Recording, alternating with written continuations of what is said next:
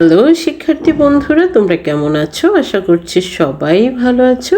নতুন বছরে তোমাদের ইংলিশ ক্লাস আজকে প্রথম দিচ্ছি, কারণ অনেক দিন গ্যাপ ছিল, ওয়েট করছিলাম নতুন বছরে কোনো পরিবর্তন আসে কিনা। কিন্তু দেখা যাচ্ছে ইংলিশ ফর টুডে ক্লাস 3 বুকে তেমন কোনো পরিবর্তন আসে নাই। তাহলে আমরা আজকে থেকে class 3 English for today class দিব নিয়মিত। তো তোমরা এখান থেকেই ফলো করবে, ওকে? এর আগে ইউনিট 3 লেসন 2 পর্যন্ত দেওয়া আছে, সেগুলো দেখে নিবে। আর আজকে আমরা পড়ব ইউনিট 3 লেসন 3। তো দেখতেই পাচ্ছ ইউনিট 3 এবং লেসন 3তে আছে একটা রাইমটার নেম হচ্ছে হ্যালো হ্যালো। এ নাম্বারে কি আছে?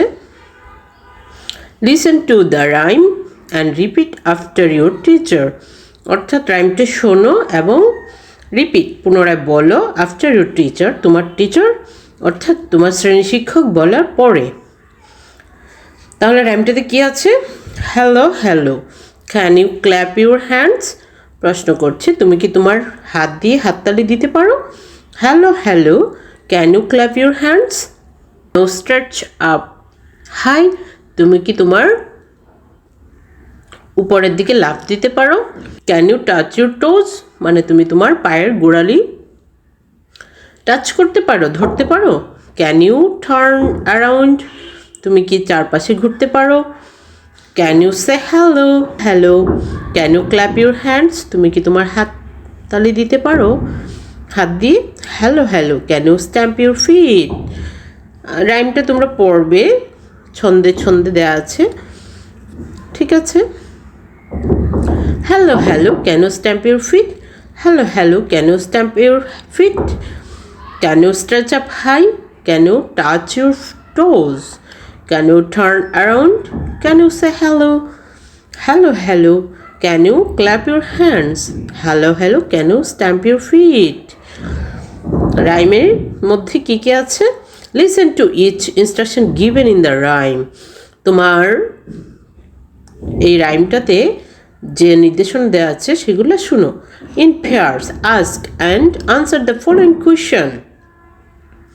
দুইজনে প্রশ্নগুলো আনসার দাও এবং আস্ক মানে জিজ্ঞেস করো এবং আনসার দাও। Can you clap your hand?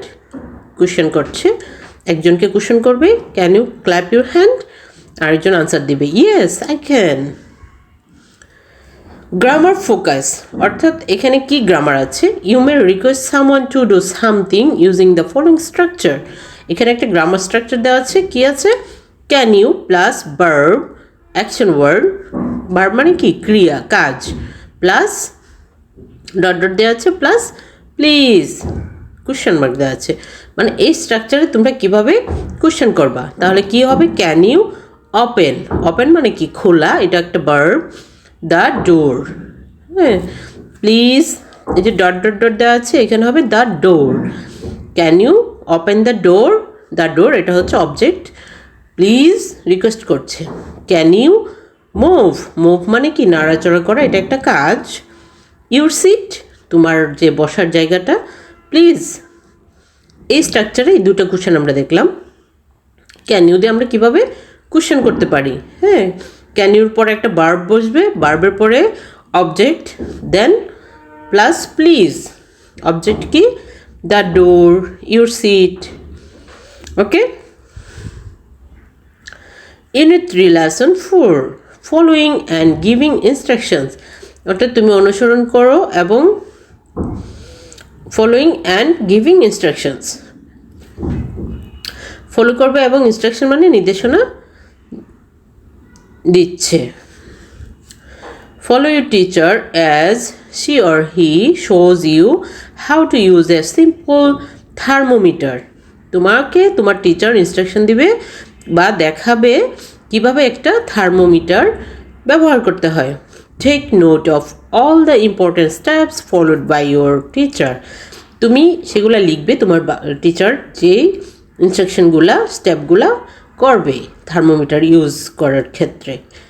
B number হচ্ছে now listen and read the instructions for using a simple thermometer. B নাম্বারে দেওয়া আছে কিভাবে একটা থার্মোমিটার ইউজ করতে হয়। 1 নম্বরে কি করবে, শেক দ্য থার্মোমিটার ওয়াল, অর্থাৎ শেক মানে কি, ঝাঁকিয়ে নিবে। প্রথমে থার্মোমিটারটা ভালোভাবে ঝাঁকাতে হবে। Put the tip under your armpit. Put the tip মানে থার্মোমিটারের একটা অংশ, মানে একদম নিচের যে অংশটা সেটা তোমার আর্মের ভিতরে রাখবে। Make sure the thermometer is touching skin.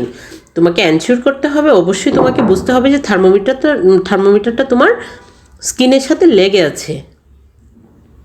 Press your arm to hold the thermometer. তুমি তোমার আর্মটা ক্লোজ করবে, বন্ধ করবে, যেন থার্মোমিটারটা ধরে রাখতে পারে। Leave it there for 2 or 3 minutes।